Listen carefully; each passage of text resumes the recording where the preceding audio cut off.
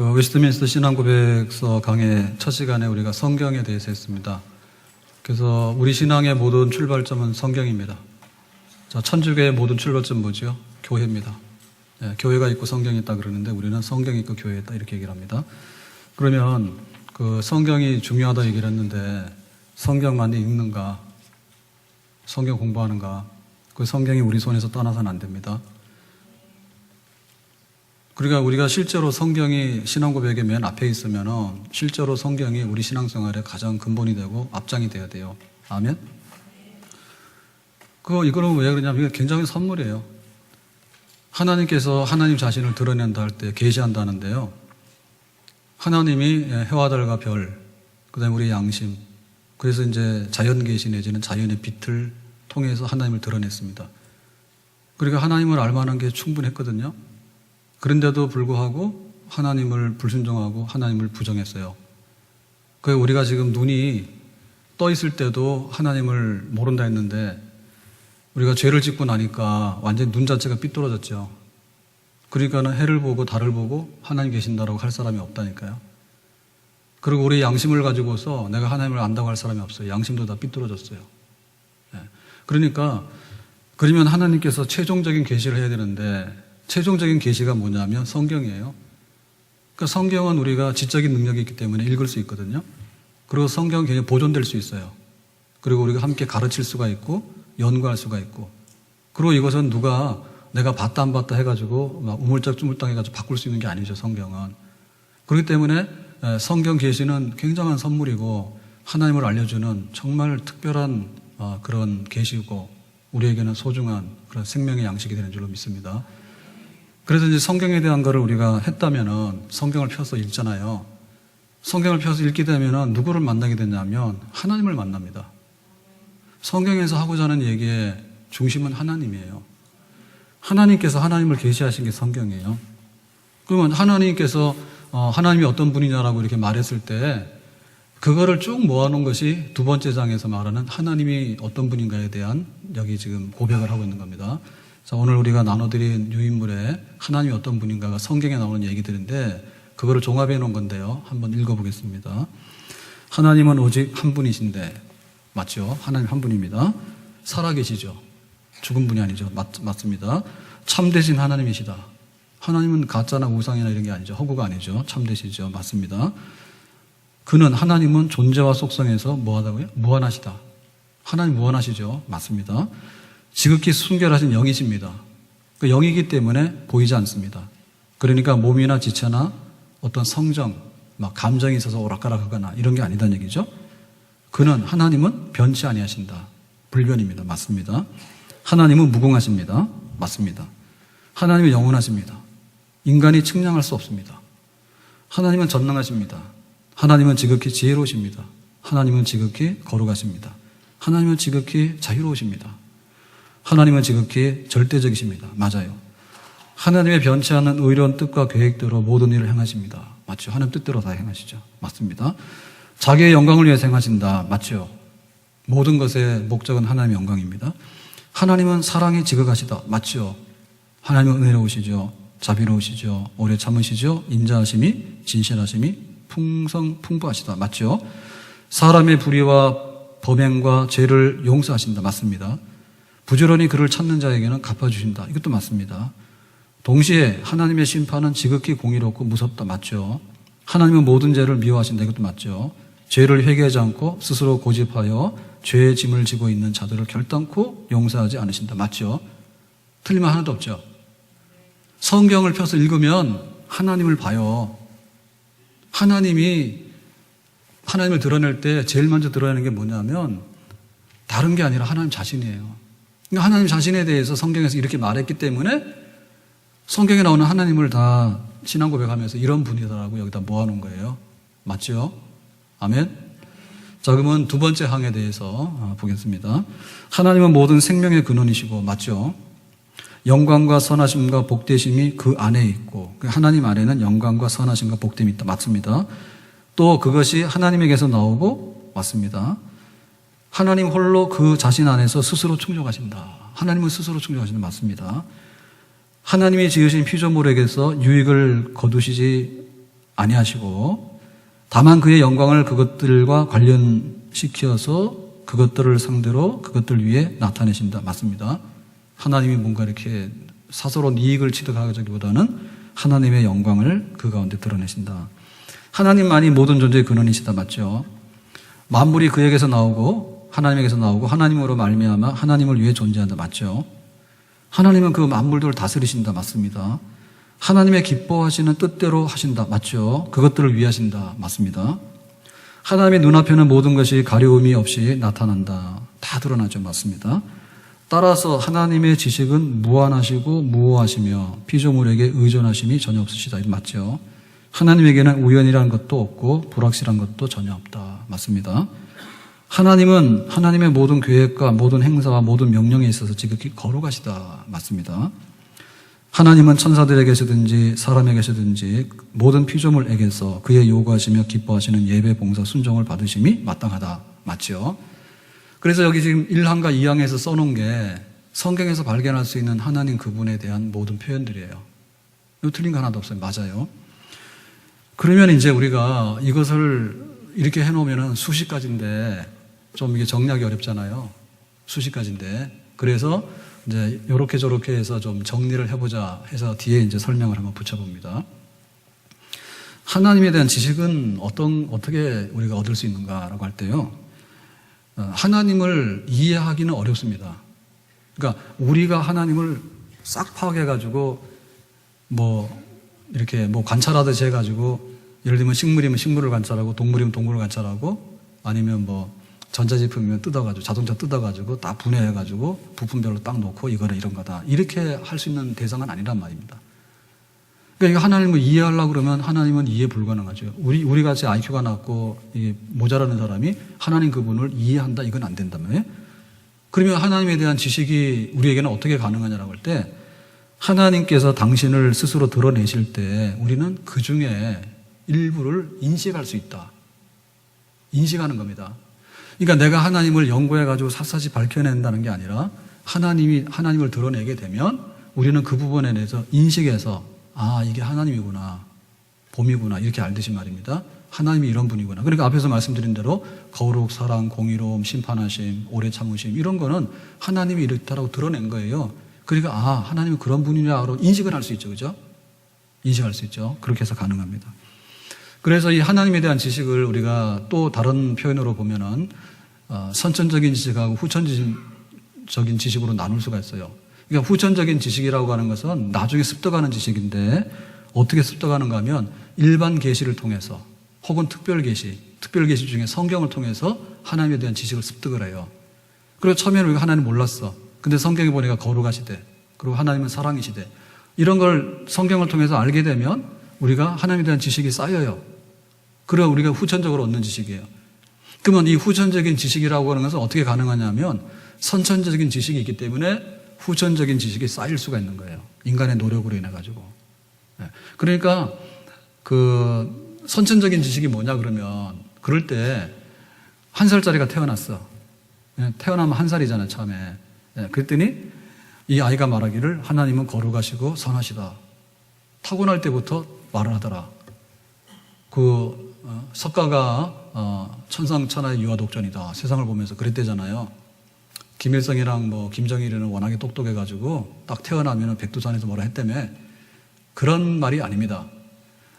어떻게 1살짜리가 하나님에 대한 지식을 알아요? 여기 선천적인 지식이라고 하는 것은 타고난 지식이라고 하는 것은 정상적인 상태에서 그런 후천적인 지식이 부과될 때 이해할 수 있는 그런 능력과 그 싹이 거기 안에 들어있다는 면에서 선천적인 지식을 가지고 있는 거죠. 그러니까 뭔가 그거를 받아들이고 발전시킬 수 있는 그런 지식이 있기 때문에 후천적으로 하나님께서 특별한 계시, 성경을 통해서 말씀하시면 우리가 그 지식이 이렇게 자라날 수 있도록 하는 것. 그런 면에서는 선천적이다, 후천적이다 이렇게 나눠볼 수 있다는 겁니다. 어쨌든 간에 하나님의 지식은 인식 가능하다는 얘기입니다. 그런 면에서. 자, 그러면 하나님은 어떤 분이냐라고 할 때 하나님의 가장 근본적인 본질이 뭐냐라고 할 때 여기 4가지를 들었는데요. 첫 번째는 하나님은 영이시다 그랬습니다. 자, 영이라고 하는 말은 육체로나 눈에 보이는 어떤 게 아니다는 얘기죠.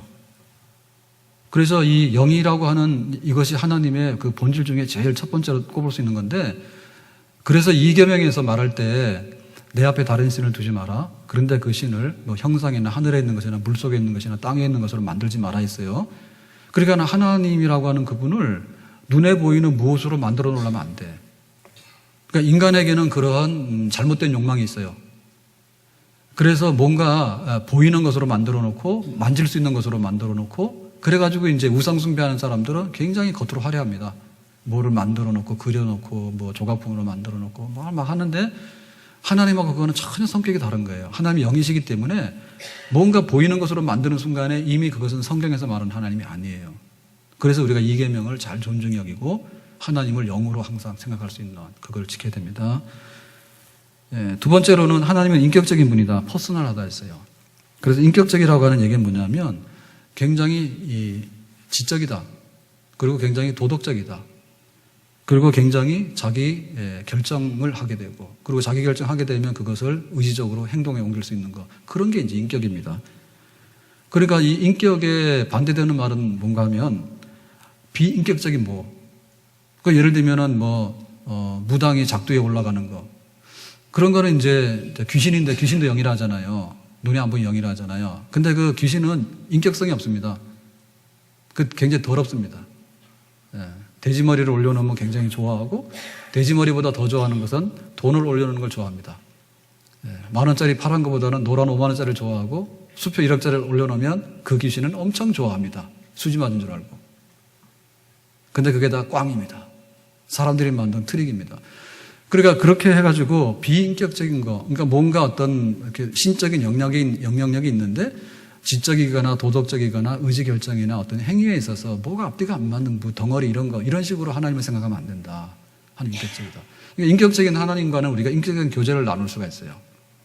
그러니까 하나님께서 말씀하시면 우리가 듣고 기도하다가 하나님의 뜻을 발견하게 되고, 그러고는 이제 우리가 어려울 때 어려워요 그러면 하나님께서 알았다 이렇게 얘기를 하시고, 우리가 슬퍼서 눈물 흘리면 네가 많이 슬프구나라고 다독거려주고, 이런 것이 가능한 분이 인격적인 하나님이다 그 말입니다. 그다음에 세 번째로 하나님의 그 본질은요, 무한히 완전하신 분, 완전하심에 있어서 하나도 모자라지 않는 분. 다시 말하면 불완전이나 제한성으로부터 벗어난 분. 그러니까 모든 피조물들은 전부 다 그 제한성 내지는 불완전에 시달려요. 그러니까는 뭔가 못하는 부분이 있고, 그러니까는 무한히가 아니라 유한하고, 그 다음에 뭔가 결점이 있어가지고 뭔가 이렇게 꼬투리가 생기고 뭐 흠이 생겨가지고 완전치 못하는데, 근데 하나님은 그러한 제한과 불완전에서 자유하시는 분, 그래서 완전하시는 분, 그로 인해서 모든 피조물들하고 구분되시는 분, 그런 분이 바로 하나님이다. 그러니까 하나님하고 비교하거나 하나님하고 견주어서 이렇게 내놓을 만한 것이 아무것도 없는 그 완전하심에 거하시는 분, 하나님이다. 그 다음에 하나님은 한 분이라고 했는데 원이라 했잖아. 원. 하나님 한 분이다 라고 했으니까, 이것은 하나님이 이게 뭔가 이질적인 요소들, 그러면 예를 들면 인간은 이질적인 요소가 있습니다. 인간에게는 흙으로 빚어가지고 생기를 불어넣었어요, 영혼을. 그러니까 이 육체하고 영혼이라는 것은 죄가 없는 상태에서는 이렇게 같이 붙어 있어요. 근데 죄를 짓고 나면 이놈은 굉장히 다툽니다.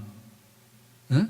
그냥 다퉈요. 그렇기 때문에 영적인 속성이 강하면 영적인 게 되지만 육체적인 속성이 강해 버리면 영적인 걸 무시하고 이렇게 가는 거예요. 그러니까 우리에게는 그런 두 가지 속성이 혼재되어 있잖아요. 근데 하나님은 그렇지 않아요. 하나님은 원이에요, 원. 하나예요. 그래서 하나님이 빛이시다, 하나님이 사랑이시다, 하나님이 공이시다 이렇게 말할 때 사랑은 동쪽으로 가는데 빛은 서쪽으로 가고 이런 식으로는 안 합니다. 그러니까 그 모든 것이 하나이다는 얘기죠. 하나님 되심은 원. 빛이신 하나님은 사랑의 하나님이고, 사랑의 하나님은 거룩하신 하나님이고, 또한 선하신 하나님이다. 그분이다 그 얘기입니다. 그렇기 때문에 여러 가지 성질이 다른 것이 조합돼 가지고 부품으로 조합된 그런 성격의 하나님이 결코 아니더라. 항상 하나님 한 분은 그분 하나님 한 분이다. 똑같은 분이다. 빛이시여, 사랑이시여, 선하시여, 그분이 하나님이다. 자, 그래서 이제 우리가 좀 더 이 하나님의 그 속을 들여다보자라고 할 때 우리가 그걸 흔히 이제 속성이라 얘기를 합니다. 그러면 하나님의 속성은 속을 들여다보면 어떠한 그 성격이 있겠는가라고 하는데, 자, 우리가 이거를 수십 가지 하나님은 이런 분이라고 지금 1항, 2항에서 나열을 했잖아요. 그러니까 이제 속성별로 한번 이해를 해보자는 거죠. 자, 그러면은, 제일 아주 나누기 좋은 게 뭐냐면 비공유 속성하고 공유 속성으로 나눌 수가 있어요. 그래서 비공유 속성, 공유 속성. 자, 이렇게 되면은 이거를 이제 오해하면 이렇게 합니다. 비공유는 우리가 공유할 수 없는 속성. 그러니까는 공유 속성은 우리가 가지고 있는 속성, 비공유 속성은 하나님이 가지고 있는 속성. 이렇게 나누기 쉬운데 그거는 오해입니다. 그러니까는 비공유 속성 속에도 인간적인 것이 들어갈 수 있는 거고요. 일부. 그 다음에 인간적인 속성 속에도 하나님에 대한 속성이 들어올 수 있는 거고요. 그렇기 때문에 공유, 비공유는 하나님의 속성이냐 인간의 속성이냐 이렇게 나누는 것은 좀 잘못된 거예요. 그래서 이거를 좀 더 이제 이해하기 쉽게 하면 이런 겁니다. 공유 속성이라고 하는 것은 관계성 속에서 오는 인격적인 존재로서의 하나님의 속성. 하나님이 자연계와 하나님이 인간과 어떠한 관계를 가지고 있는 인격적인 하나님이시냐. 거기에 해당하는 속성을 우리가 공유 속성이라고 이해를 하면 되겠고요. 비공유 속성이라고 하는 것은 절대적인 존재로서의 하나님, 절대적인 하나님 그분으로서 절대적인 존재이다라고 할 때 그분의 속성이 뭐냐라고 할 때 우리가 그 속성을 절대적인 비공유 속성이다 이렇게 이해를 하면 좀 더 이해가 올바르다 이렇게 보겠습니다. 자, 그러면은 이제 하나님은 절대적인 존재이다라고 하는 비공유 속성에는 어떤 게 있냐라고 할 때 자존성과 불변성과 무한성과 단순성 이렇게 들었는데요. 자, 자존성이라고 하는 건 뭡니까? 자존성이라는 말은 나는 스스로 있다. 나 스스로 있다라는 게 자존성이에요. 그 스스로 있다라고 하는 뜻이 뭐냐면 여호와라고 하는 뜻입니다. 여호와는 나는 스스로 있는 자다라고 하는 뜻이 여호와 하나님입니다. 여호와가 스스로 있는 분이에요. 그러니까 스스로 있기 때문에 모든 것의 근원이다. 그리고 다른 것 때문에 거기에 의존해가지고 사는 존재가 아닌, 그러니까 스스로 존재하는 존재, 하나님 그분을 표현할 때 하나님은 절대적인 존재인데 나는 스스로 있는 자다. 그런 얘기입니다. 그러니까 만물에 대해서 독립적이에요. 우리가 살아가는 건 독립적인 게 없어요. 우리는 혼자 놔두면 하루도 못 살아요. 그래서 부부가 같이 살아야 되는 거고 또 어디 나가서 살려고 그러면 뭐 마트 가서 살아야 되지 혼자서 언제 그걸 다 만들어가지고 옷도 해 입고 밥도 해 먹고 다 합니까? 못하죠. 그러니까는 하나님 그분은 어디에 의존하지 않는 그런 독립적인 분으로서 존재할 수 있는 분이다. 자존성입니다. 그 다음에 두 번째는 이제 불변성인데요. 불변성이라고 하는 것은 뭔가 하면 변하지 않는 성격인데요. 하나님은 스스로 계시는데 스스로 계시면서 하나님이 이렇게 자꾸만 스스로를 변경해 나가시고 변화가 된다라고 얘기를 하게 되면 곤란하다 얘기죠. 그래서 하나님은 약속한 거에 대해서 변경이 없으시고 하나님의 목적이 변경이 없으시고 하나님의 완전하심이 변경이 없어서 똑같다. 변함이 없다 얘기입니다. 그러니까 여기서 어떤 게 나올 수 있는가 하면 하나님이 불변하시기 때문에 우리하고 약속한 거에 대해서 하나님은 완전하게 지켜내실 수 있는 그런 하나님이 되시는 겁니다. 그런데 성경에 보면은 하나님은 불변하는 게 아니라 상당히 변화되는 것처럼 오해를 일으킬 수 있는 표현들이 많아요. 자, 노아 시대 때 홍수를 내려서 심판하잖아요. 그때 하나님께서 인간들이 시집가고 장가고 먹고 마셔야 하는 거 보니까 너무나 하나님이 화났어. 그랬을 때 인간 지은 걸 후회한다 그랬어. 하나님 후회하니까 불변이 아니라 변화되는 거 아니냐. 판단과 감정이. 그리고 하나님께서 뭐 어디를 가신다, 뭐 이런 표현, 온다, 간다 이런 표현들이 있잖아요. 그러니까 이런 표현들은 하나님의 불변성에 대해서 오해를 일으킬 수 있는데 그거는 이해를 그렇게 하셔야 되는 거예요. 이거를 신인, 하나님과 인간, 동형, 같은 모양의 동형동선, 같은 성격을 가진 그런 표현법입니다. 그러니까는 하나님을 표현할 때 하나님이 슬펐다, 후회했다, 혹은 왔다 갔다 이런 표현은 실제로 하나님이 뭐 아침에는 이랬다, 저녁에는 이랬다, 뭐 여기 갔다 저기 갔다 딴소리하고 이런 변화를 의미하는 게 아니고 그 인간적인 표현으로 동형, 동선, 그러니까 성격이 같고 모양이 같은 인간적인 표현을 가지고 한 것뿐이지 하나님의 불변성에다가 위배되는 하나님의 성품은 아니라 그 얘기입니다. 무슨 얘기인지 아시겠죠? 그렇기 때문에 하나님의 불변성에 있어서 이거를 오해하게 되면은 그 인간 중심의 어떤 교리들이 나오게 돼요. 그래서 예를 들면은 우리가 칼빈주의 그렇게 되면 칼빈주의의 또 한편에 섰던 사람들이 알미니안주의입니다. 그러니까 천주교가 잘못됐을 때 우리 개신교가 나왔고 개신교의 이제 장로교에 칼빈의 교리가 있으면은 또 여기에 대해서 또 다른 한 반대편이 나왔는데 알미니안주의인데 알미니안주의가 굉장히 인간의 어떤 의지라든지 인간의 그런 굉장히 많이 강조해요. 그래서 자, 우리가 회개한다 그러면 거듭난 다음에 회개한다 합니다. 우리 교리로는 하나님께서 우리에게 중생이라고 하는 새로운 생명을 넣어주시면 아, 살아났구나. 눈 뜨고 나서 내가 잘못됐구나. 이렇게 회개하는 게 맞아요. 그런데 이제 알민주의 같은 경우는 그런 거죠. 우리가 의지적으로 회개하고 눈물 흘리고 나면 하나님께서 우리에게 중생이라고 하는 선물을 넣어준다. 그러니까 인간의 어떤 행위에 대해서 굉장히 강조를 하고 앞에다 세웁니다. 이런 표현들이 이제 알미니안주의인데요. 그러니까 이렇게 되게 되면 뭐냐면 하나님이 불변한다고 하는데 문제가 있는 거예요. 인간이 이렇게 움직임에 따라서 하나님이 이렇게 할 수밖에 없고 인간이 이렇게 움직이면 또 하나님이 이렇게 한다라고 하는, 그래서 그 알미니안주의가 우리가 볼 때는 성경 이해, 교리적으로 볼 때는 옳지 않고 옳지 않다 이렇게 보는 거죠. 또 한편에서는 이 하나님의 불변성에 대한 오해는 어떤 게 있냐면 범신론자들의 오해인데요. 범신론자들은 하나님은 절대자가 아니에요. 만물이 신적인 것으로 가득 차 있기 때문에 그들에게 있어서 하나님은 절대자가 아니라 불변자가 아니라 생성 변화해 나가는 하나님이에요. 범신론자들이 볼 때는. 그러니까 여기서 이제 어떤 그런 환생도 나올 수 있는 거예요. 범신론의 개념에서 이게 다른 생명체로 이렇게 환원돼서 환생한다는 얘기도 나올 수 있는 거예요. 자, 이런 경우에는 뭐냐면 그 하나님의 불변성을 바로 이해하지 못했기 때문에 하나님이 변화 생성해 나가는 분이다라고 오해를 하게 되기 때문에 그런 범신론적인 이해를 하게 되는 거죠. 그래서 성경은 하나님의 불변하심에 대해서 말하고 있다는 것을 우리가 받아들여야 됩니다. 자, 그러면은 세 번째로 무한성 그랬는데 이 무한성은 뭐냐라고 할 때 제한이 없는 거거든요. 그러니까 이제 그 무한하다라고 할 때 그 무한이 존재적인 면에서 볼 때는요 완전하다는 뜻입니다. 하나님은 존재로 볼 때 뭐 사랑이 부족하거나 선하심과 자유로우심, 거룩하심, 선하심 그랬는데 그것이 모자라지 않아요. 존재로 볼 때. 그게 이제 무한성이에요. 완전하심이에요. 그 다음에 이 무한성을 시간으로 표현해 보면 어떨까? 시간으로 표현해 보면 영원한 겁니다. 시간이 영원한 겁니다. 무한성을 시간으로 표현해 보면 영원이 되는 거죠. 영원히. 하나님이 영원하시다. 그러니까 천년이 하루가 천년 같고 하나님에게는 항상 이렇게 시간이 진행되는 거지 뭐 과거사가 있고 이런 건 아닙니다.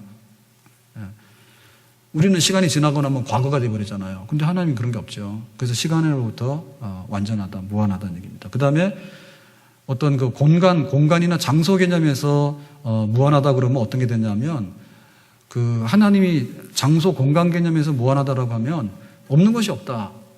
그게 편재입니다. 편재. 하나님은 없는 것이 없어요. 그러니까 우리가 마트 장 보러 가도 계시고 병원 가도 계시고 다 계셔. 그죠? 심지어는 뭐 나이트 가서 흔들어도 있어. 몰라서 그렇지. 그래서 우리는 안 가는 거예요. 그러니까 하나님이 공간과 장소에 있어서 무한하시기 때문에 또한 우리가 담을 수 없을 만큼 광대해요. 우리가 주로 하는 개념은 뭐냐면 몇 평이냐 이런 거죠. 가로 세로를 제가 몇 평이냐 얘기하는 거죠. 근데 부피를 잴 때는 가로 세로 높이를 하면 부피죠. 그죠? 그러니까 뭐 한 말 두 말 할 때 그건 부피 개념인데 하나님이 무한하시다 그러면 어떻게 되죠? 우주보다 높아요. 넓어요. 그러니까 우리가 뭐 태양계가 있는데 태양계에서 빛이 오는데 그 거리를 따지면 얼마냐. 이거 측정이 안 되는 거예요. 광대하시기 때문에. 너무나 하나님 스케일이 크단 말이죠. 어디 범위에다가 가둬두기는. 그렇죠? 네, 그래서 여기 무한성에 있어서 우리가 오해를 하게 되면요. 그 하나님은 여기에만 계신다라고 하는, 그러니까 범신론자들은 하나님의 그 내재는 믿지만 하나님의 초월성을 못 믿거든요. 범신론자들은 모든 게 신이라고 하기 때문에 그 사람들 볼 때는 하나님은 내재하시는 분이지 초월성을 인정 못해요. 범신론의 한계예요. 그 잘못된 거예요. 그러니까는 우리가 무한성을 제대로 이해하게 되면 범신론 아니다는 얘기 되겠죠. 그 다음에 이 무한성을 가지고요. 하나님의 무한성을 그 인간의 이성이 작용하는 곳에만 하나님이 그렇게 작용한다라고 하는 그 이신론자들 잘못을 우리가 알 수 있는데요. 그러니까 하나님이 작용할 때는 그 이성의 법칙이나 이런 걸 통해서 하나님이 작용하시는 것이고, 예를 들면은 뭐 홍해바다 갈라지는 일은 없다. 왜냐하면 홍해바다는 바다지 왜 그게 육지가 되느냐, 이런 건 없다라고 하는 것이 이제 이신론자들은 그렇게밖에 볼 수 없거든요. 그러니까는 원인이 있어서 나오는 결과만을 인정하게 되는 게 이신론의 한계예요. 그러니까 하나님의 무한성으로 볼 때는 하나님은 섭리하시게 되면 비상섭리라는 게 있잖아요. 비상섭리가 있기 때문에 예를 들면 자동차 딱 부딪혔어. 그러면 뼈가 부러 죽어야 되는 거야. 근데 하나님께서 딱 건지시면은 뼈가 안 부러지고 안 죽을 수도 있는 거예요. 그러니까 이신론자들에게 있어서는 그런 법은 없거든요. 그런데 하나님의 무한성을 대입해서 보면 인간의 이성 속에만 작용하는 하나님이 아니다. 이신론자들. 그러니까 이신론자들의 얘기는 이렇게 합니다. 그 하나님이 세상을 만들었을 때 하나님이 창조를 했는데, 이신론자들의 얘기는 뭐냐면 시계 태엽을 감듯이 하나님께서 법칙을 둬가지고 감아놓고 가라 그러면 그냥 시계 초침이 정확하게 1초씩 똑똑똑 가는 거예요. 그 이상은 안 하는 거예요. 근데 우리는 하나님께서 그렇게 세상을 만들어서 믿어요. 근데 하나님께서 원하시면은 시계 거꾸로도 돌릴 수 있다, 이제 우리는. 그런 면에서 하나님은 무한하신 분이다. 그래서 이신론자 틀렸다. 범신론자 틀렸다는 얘기입니다.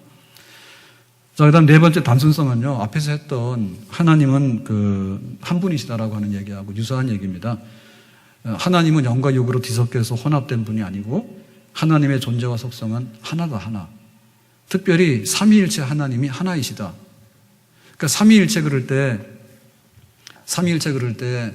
그 하나라고 하는 그 말이 뭔가 하면 영광과 능력과 영원하심이 하나잖아요. same. 똑같다는 얘기 아니에요?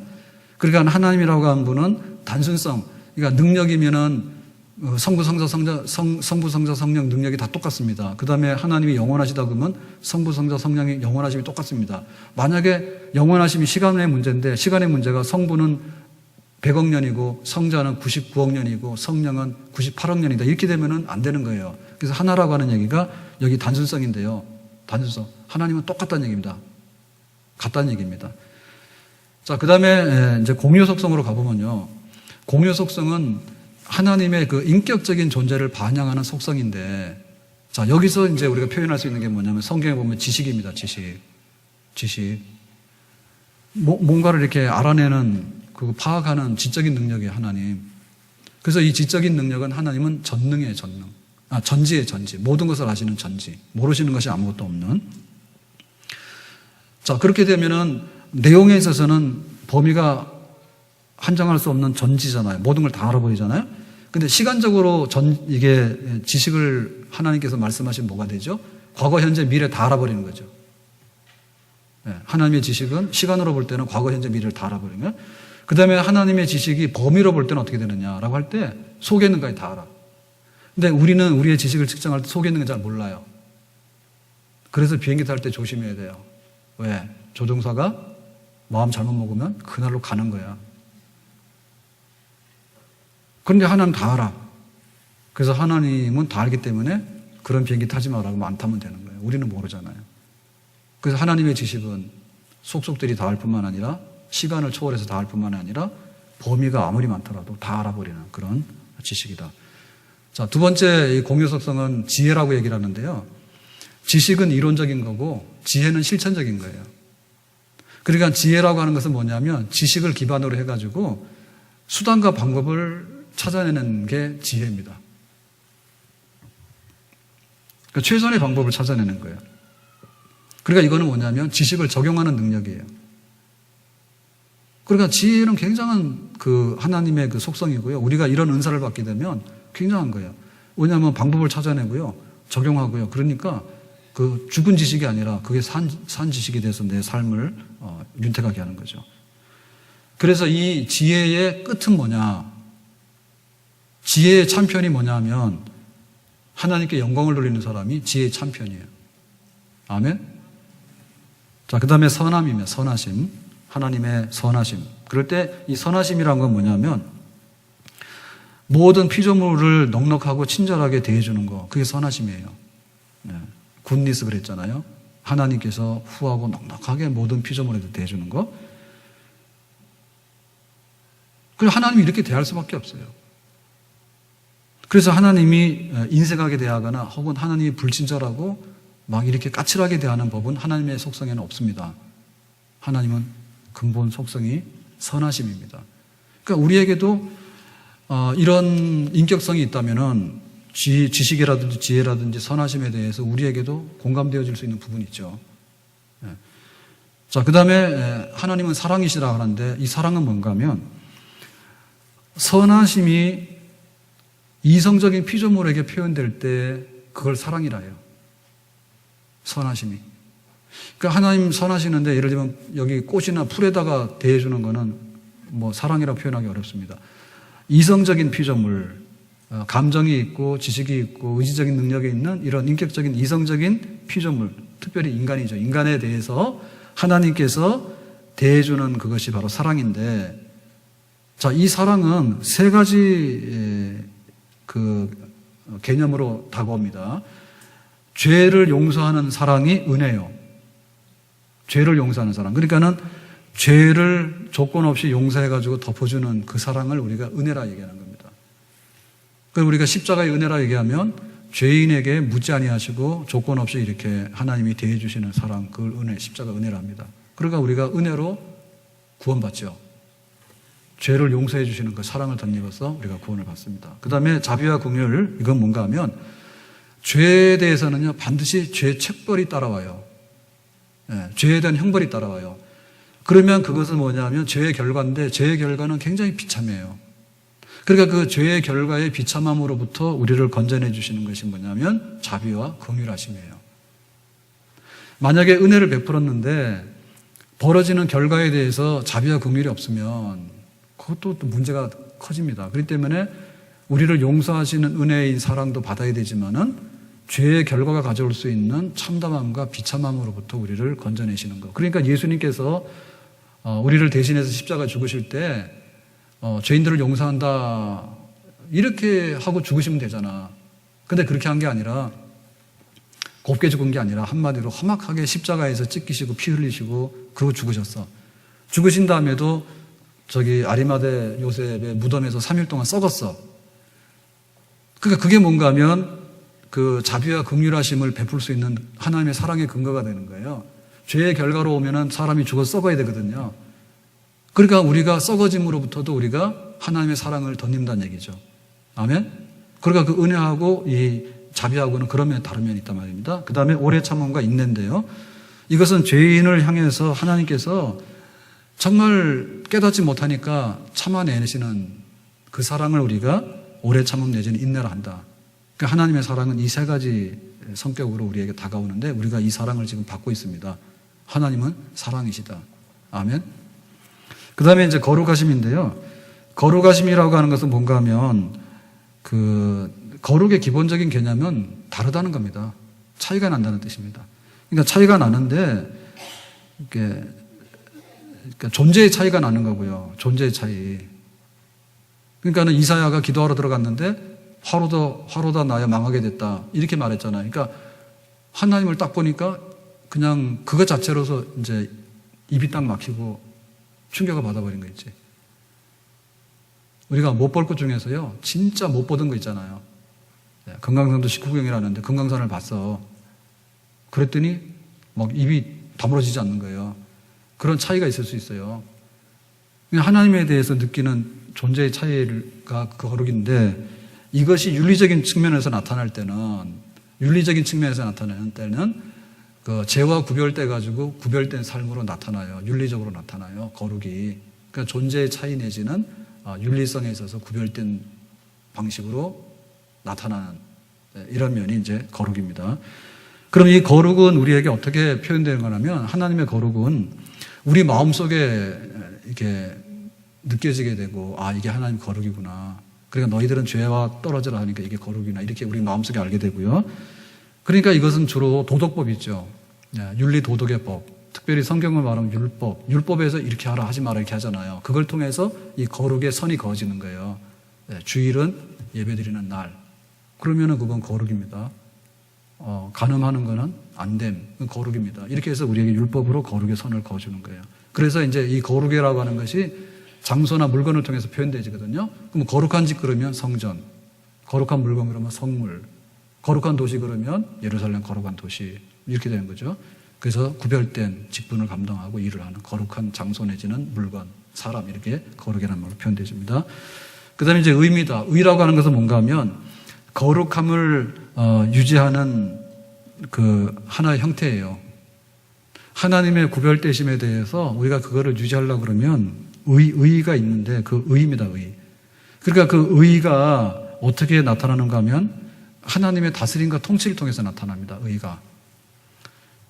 그러니까 하나님의 통치는 법으로 나타나게 되고 혹은 그 정부의 당국자, 뭐 대통령이나 왕을 세워가지고 나타나게 되고 법원을 통해 나타나고 이렇게 해서 하나님의 의가 그 거룩함을 이제 그 유지해 나가는 한 형태로서 거룩이 나타날 때 하나님께서는 그렇게 이제 관리를 세운다든지 법을 세운다든지 해가지고 이제 거룩을 나타내겠죠.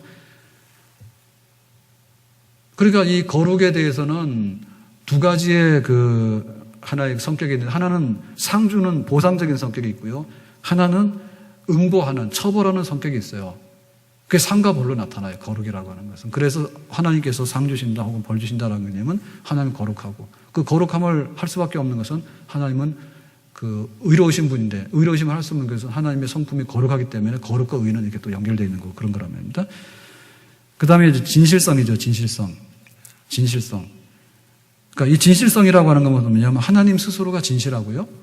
또 하나님께서 하나님을 예를 들면 하나님 말씀하신 것에 대해 진실하고요. 또 하나님께서 우리하고 약속한 것에 대해서 진실하시고요. 그렇습니다. 그러니까 이 진실성이라고 하는 것은 좀 형이상학적인 면에서 볼 때는 그 우상숭배, 이거는 가짜야라고 하는, 이거는 진실이 아니고 거짓이야라고 할 때 우상숭배, 거짓이고 하나님은 진실하시다. 하나님은 참 계신 하나님, 참 하나님이다. 이렇게 보는 거고. 그 다음에 이제 우리가 논리적인 면에서 볼 때 이 진실하다고 하는 얘기는 그 우리의 지식의 기초가 되는 거예요. 사실을 우리가 이렇게 찾아내서 사실과 사실을 이렇게 조합해가지고 하나의 또 새로운 사실을 발견해내고 이렇게 하기 때문에 이게 논리적으로 보면 지식의 기초가 되는 게 하나님이 진실하잖아요. 거기에 가짜를 막 섞어놓기 시작하면 이게 진리가 학문이 성립이 안 돼요. 짝퉁이나 유사품들이 막 돌아다니는데 이게 뭔지를 모르는 것들이 섞여 있다. 하나님에게는 그게 없단 말입니다. 그러니까 논리적인, 지식적인 것이 가능하다는 얘기고요. 그러니까는 도덕적이고 종교적인 모든 생활에 진실성이 항상 기초가 되는 거예요. 우리의 도덕적인 생활, 또 우리 신앙생활 이런 것은 하나님의 성품이 진실하기 때문에 그 진실 때문에 그것이 가능한 겁니다. 만약에 하나님께서 허위를 막 뿌리고 거짓을 뒤섞어놨다 그러면 우리가 정신을 못 차려요. 성경에 하나도 틀린 말이 없는데 이것도 우리가 다 감당 못하는데 여기다가 진실하지 않은 것을 섞어놨다? 그렇게 되면 우리가 신앙생활을 어떻게 가능하겠어요? 찾아낼 수가 없는 거죠. 그래서 하나님이 진실하기 때문에 언약, 옛날 언약, 구약, 새로운 언약, 신약, 십자가의 은혜의 언약, 이런 언약이 믿을 만한 거고 진실한 겁니다.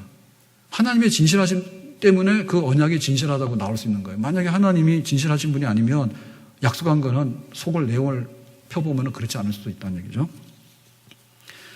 자, 그래서 이제 그 하나님의 공유 속성 중에서 굉장히 중요한 것이 마지막으로 보면 주권인데요. 자기 결정, 능력, 의지.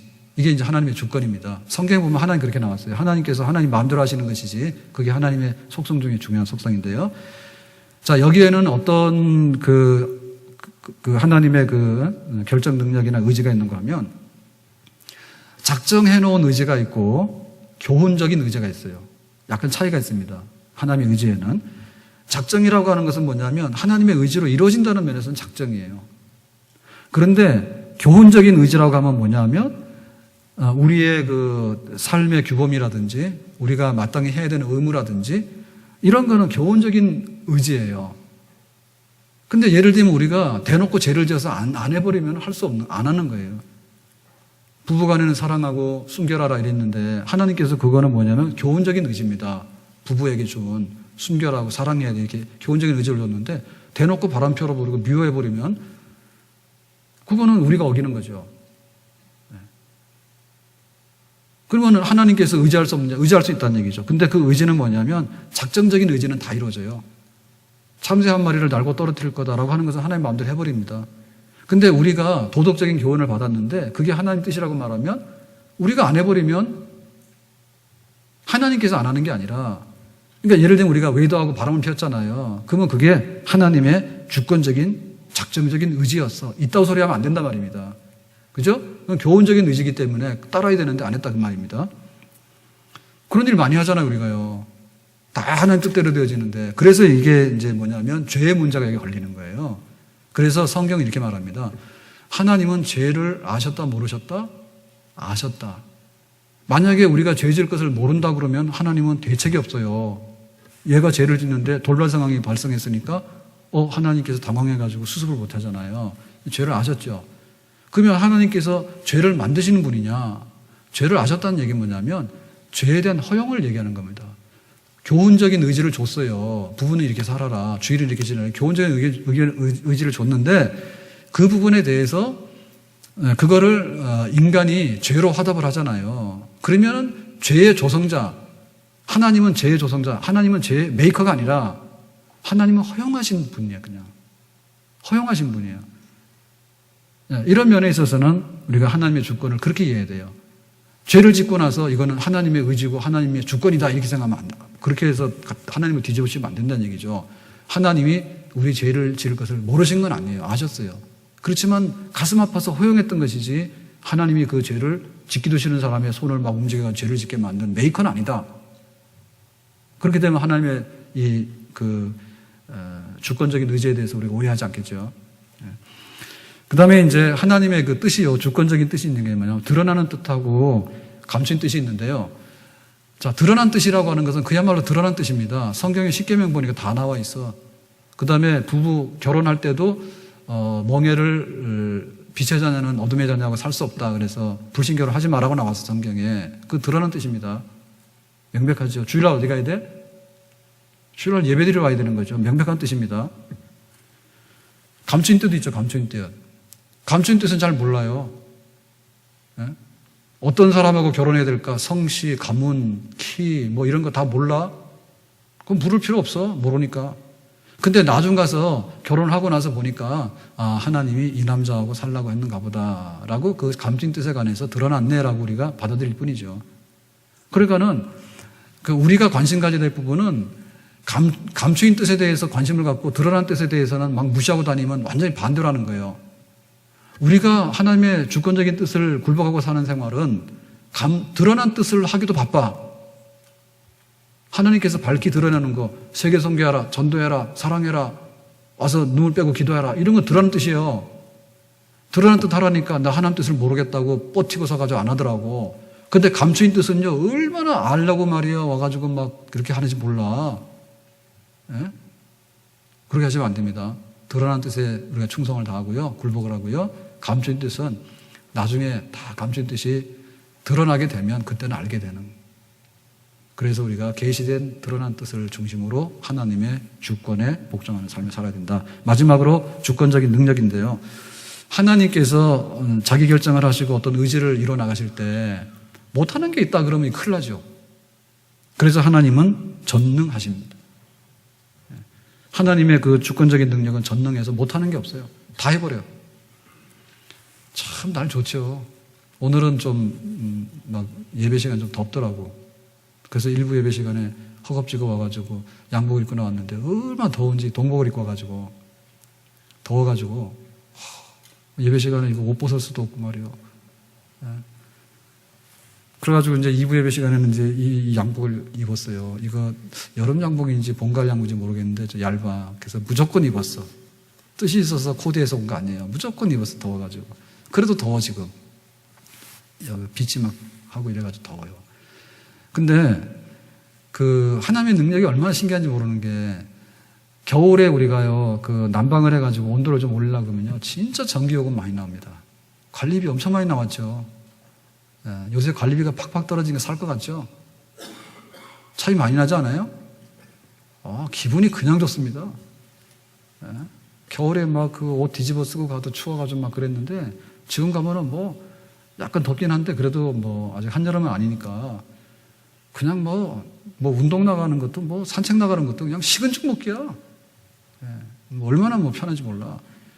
그러니까 하나님께서 계절을 조금만 바꿔놓으면 얼마나 쉬운지 모르는데 우리가 그거를 거꾸로 바꿔놓으려고 하면 에어컨하고 난방하고 하는 이게 좀 무리거든요, 지금. 그러니까 하나님의 능력을 봐라. 못할 게 없다. 전능이다.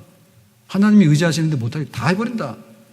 근데 여기서도 문제가 되는 게 뭐냐면 죄의 문제예요. 그럼 뭐 하나님께서 죄 짓는 것도 막 하느냐? 거짓말하는 것도 막 하느냐? 그런 건 절대 안 하셔. 그런 면에서 우리하고 달라요.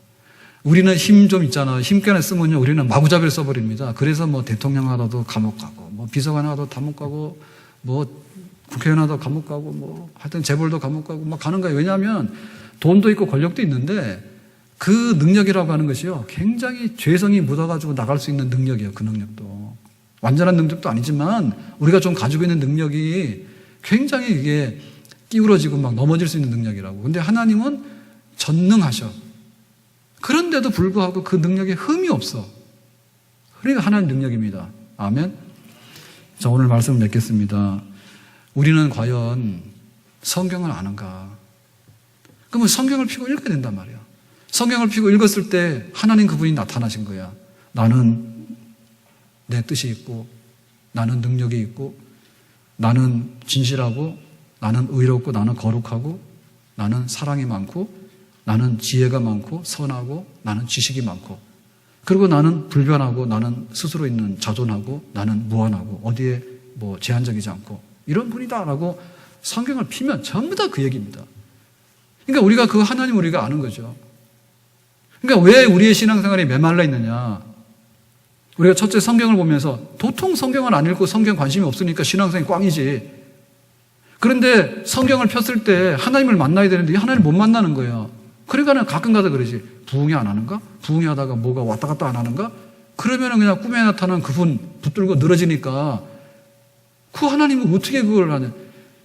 꿈에 뭐 나타났는데 그 하나님이 나한테 뭘 알려주냐고? 지혜를 알려줘요? 지식을 알려줘요? 하나님의 주권을 알려줘요? 불변함을 모자라. 그러니까는 극히 어떤 경험적이고 신비로운 것은 일부분입니다. 그래서 내가 믿고 있는 하나님 뭐냐면 그냥 돈 좀 줘가지고 잘 살게 하는 그냥 막 그 통속적으로 세속적으로 알아버리니까 어느 날 돈이 빠져나가면 막 죽는 줄 알아가지고 하나님이 없어지는 줄 알고 너나 없어져라. 하나님 계속 계셔. 그러니까 얼마나 하나님에 대한 지식이 빈곤하냐고. 하나님에 대한 지식의 빈곤함이 불신앙이에요. 신앙이 뭐냐? 하나님 지식을 아는 거예요. 하나님 그분의 성품을 아는 거예요.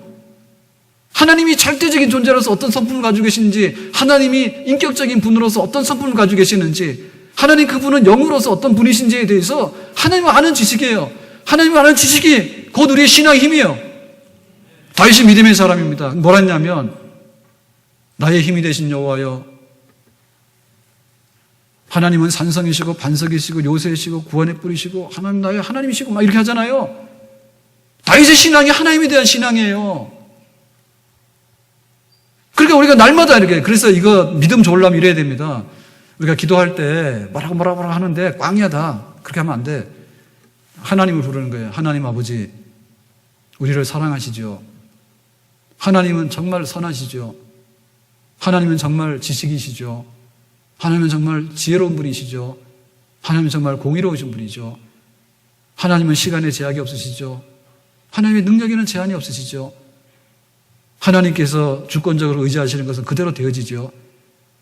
하나님하고 말 좀 하란 말이에요. 하나님에 대한 지식이 신앙의 힘이요.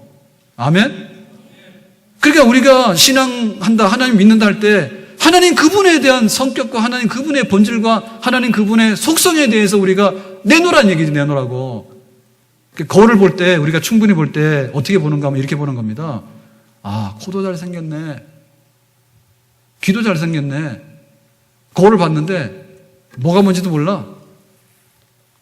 그러자 막 화장만 하는 거야. 막 가발 뒤집어서 화장만 하는 거야. 그러니까 네 꼴을 모른다고요. 그러니까 나를 알려면 뭐냐면, 아, 코도 잘생겼네. 잘생긴 뭐 잘생겨요? 높아. 막 찌그러졌지. 예? 그런데 하여튼 간에 자기 얼굴을 보면서요, 아, 내가 이렇게 생겼구나. 그러면은 충분히 자기를 인식하는 시간이에요. 예? 그 자기는 안 보고 이것만 하니까 화장을 30분 해도 자기 꼴을 자기 모르더라고. 화장품만 알지. 그래서 인간이 나중에 화장품도 안 되는 거야. 화장품 값도 못 해. 화장품이 몇십만 원하고 얼마나 비싼데. 그러니까 우리가 하나님 아는 것도 그죠. 수박 겉핥기라는 말이 그런 말이에요. 수박 먹으려면 안에 걸 먹어야지 수박 겉은 왜 안 타? 하나님도 알라 했더니 뭐 엉뚱한 소리 나고 말이에요. 가서 막 코끼리 뒷다리나 더듬고 말이에요. 예? 그 하나님 그분 나타낸 거에 대해서 하나님 그분입니다라고 말하라니까. 그러니까 혼자 가면서 말하란 말이 혼자 가면서 눈 뜨고도 그 찬양 아닙니까? 예? 주 하나님 지으신 모든 세계 그러면 하나님 세상을 지으신 분이구나. 이런 분도 하나님이 아는 거고. 기도할 때 하나님은 착하시고 하나님 오래 참으시고 그러시네요. 뭐 아는 거고. 믿음이 있는 사람 아니에요. 그래서 우리가 모든 것은 성경이고 성경을 피면 하나님이다. 그래서 이게 하나님 중심으로 가는 신앙이 진짜입니다. 그러니까 우리가 묵상을 하잖아요. 묵상을 하는데 묵상이 이게 사이비가 될 가능성이 굉장히 많습니다. 그렇기 때문에 묵상을 하면 하나님의 뜻이 뭐고 나는 하나님 앞에서 어떻게 살 것인가를 묵상을 해야 되는데 어떻게 하면 돈 잘 벌고 어떻게 하면 점괘가 잘 나올 것인가 이런 식으로 하면 안 된단 말이에요. 사이비 묵상. 그거 굉장히 위험한 겁니다. 그 묵상 지도를 받아야 됩니다. 네? 모든 설교가 마찬가지다. 모든 설교가요. 아까 김영훈 집사님이 기도를 엄청 잘하시더라고. 뭐 통속적이고 뭐 세상적인 뭐라 그러죠? 뭐 번영 신학 엉터리 그런 건 어떻게 잘하셨어요? 기억도 잘하시고 기도할 때 다 쓰시더라고. 대단하십니다. 그래서 설교도 마찬가지입니다. 설교 말씀을 듣고 예배를 드리고 나면 하나님 그분이 어떤 분이다 이런 게 좀 느낌이 와야지 은혜를 받는 건데 그건 안 하고 이상한 느낌이 필이 가는 거예요. 어디 가면 한바탕 하면은 뭐가 로또가 되겠다든지 어떻게 이렇게 받아가지고 말이야 꼭 무당보 들린 것처럼 말 해가지고 그러니까는 우리 예배의 중심에도 하나님 그분의 성품이 드러나고 우리 큐티 하더라도 그분은 어떤 분인가가 드러나고 기도를 하더라도 기도가 하고 나면 깔끔해야 되거든요. 기도를 했는데 구정물을 먹고 난 것 같아. 그게 뭔가 하면 마구잡이를 했기 때문에 그래요. 하나님하고 대화를 했는데 하나님 아닌 하나님하고 대화를 한 거야. 하나님은 막 진실하시고 진실 그 자체입니다. 진실 그 자체. 자기는 얼마나 위선이 많은지 몰라. 막 입만 열면 막 거짓말하고 거꾸로 말하고 말이야. 이래놓고는 하나님하고 뭐 1시간 동안 대화를 했다는 거예요. 내가 볼 때 하나도 안 했는데 모든 것의 첫째 원리는 하나님 그분, 하나님의 성품입니다. 기도합시다.